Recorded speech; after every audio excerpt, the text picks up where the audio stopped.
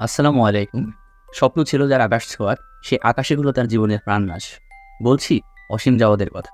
অসীম Javad ২০০৭ সালে Savar cantonment school and college থেকে SSC ও ২০০৯ সালে এইচএসসি পাস করে।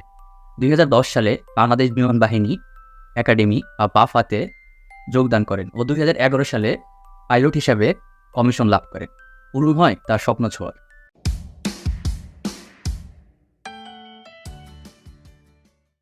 সালটা ২০২৪, ৯ মে, সকাল ১০টা ৬ মিনিট।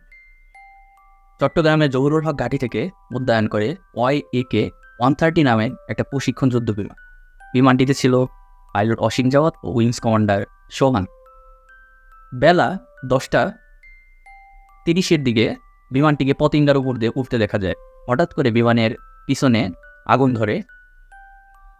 বিমানে থাকা দুজন পাইলট অসীম জাওয়াদ ও উইংস কমান্ডার সোহান চাইলে তখনই ইজেকশন করে বের হয়ে যেতে পারে, কিন্তু তখন যদি বের হতো তাহলে জানমালের প্রচুর ক্ষয়ক্ষতির সম্ভাবনা ছিল। তাই তারা বিমানটিকে সামনের দিকে এগিয়ে নিয়ে যায় এবং কর্ণফুলী নদীতে বিধ্বস্ত করে। বিধ্বস্ত হওয়ার ঠিক আগ মুহূর্তে তারা দুজন ইজেকশন করে বিমান থেকে বের হয়ে যায়। বিমানটি বিধ্বস্ত হওয়ার ঠিক আগ মুহূর্তে দুজন পাইলট ইজেকশন করে এবং প্যারাশুটের মাধ্যমে কর্ণফুলী নদীতে পড়ে। তাদেরকে উদ্ধার করা হয় এবং হসপিটালে নেওয়া হয় এবং হসপিটাল চিকিৎসাধীন অবস্থায় অসীম জাওয়াদ মৃত্যুবরণ করেন এবং উইংস কমান্ডার সোহান চিকিৎসাধীন রয়েছে। এখন প্রশ্ন আসতেই পারে, অসীম জাওয়াদ তো ইজেকশন করে বের হয়েছিলেন, তাহলে তিনি কেন মারা গেলেন? আবার আরেকটা প্রশ্ন আসতে পারে, অসীম জাওয়াদের সাথে থাকা পাইলট সোহান উনি মারা যাননি, কিন্তু অসীম জাওয়াদ কেন মারা গেলেন? আসুন একটু উত্তর খোঁজার চেষ্টা করি। তার আগে আমাদের বোঝা দরকার ইজেকশন সিট সিস্টেমটা আসলে তো। ইজেকশন সিট সিস্টেমটা হচ্ছে এমন একটা সিস্টেম যার মাধ্যমে পাইলটকে বিমান থেকে শূন্যে নেওয়া হয় এবং প্যারাশুটের সাহায্যে অবতরণ করানো হয়। পাইলট অসীম জাওয়াদ ও কো পাইলট সোহানও তো ইজেকশন করেছিলেন, তাহলে ঝামেলাটা কোথায় হলো?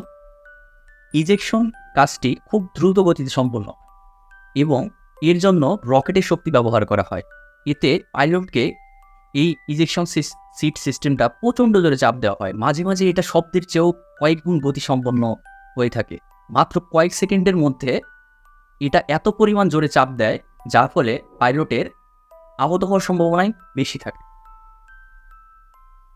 আর অসীম জাওয়াদের ক্ষেত্রে যে বিষয়টা হয়েছিল সেটা হচ্ছে, অসীম জাওয়াদের কো পাইলট সোহান যখন ইজেকশন করে বের হয়েছিলেন তখন বিমানটি ছিল লম্ব বরাবর, আর বিমানটি যখন লম্ব বরাবর ছিল যার ফলে তিনি বের হওয়ার সময় তার উপর চাপ কয়েক সেকেন্ড কম লাগে এবং যখন অসীম জাওয়াদ বের হয় তখন বিমানটি একটু হেলেছিল এবং আমরা দেখতে পাচ্ছি যে হেলে থাকার কারণে যখন অসীম জাওয়াদ ইজেকশন করে বের হলো তারপরে ইজেকশন সিট সিস্টেম লম্ব বরাবর কোণে চলে গেল এবং তারপর প্যারাশুট ওপেন করলো এবং এর ফলে কয়েক সেকেন্ড চাপ অসীম জাওয়াদের উপর বেশি লাগলো এবং এটাই তার জন্য কাল হয়ে দাঁড়ালো এবং বাংলাদেশ হারালো একজন দক্ষ পাইলটকে।